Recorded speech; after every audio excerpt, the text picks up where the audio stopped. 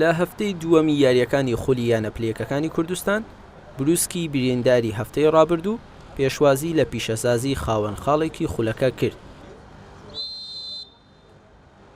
محەممەد کەیفی بەم لێدانە هەڕەشەی لە گۆڵی پیشەسازی کرد، بەڵام ستون بە نەخێر وەڵامی دایەوە.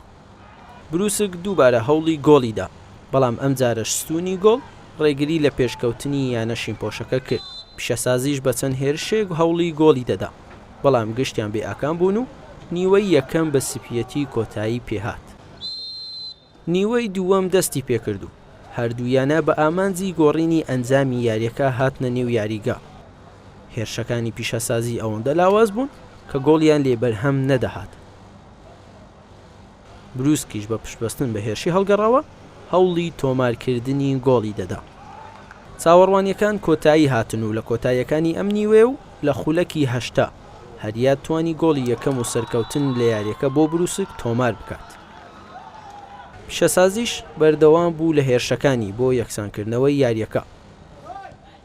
کۆتاییەکانی ئەم نیوەیە محەممەد کەیفی لە یانەی بروسک بەهۆی وەرگرتنی کارتی زەردی دووەمەوە کارتی سووری بەڕوودا بەرز کرایەوە و یاریەکەش لە بەرژەوەندی بروسک بە کۆتایی هات.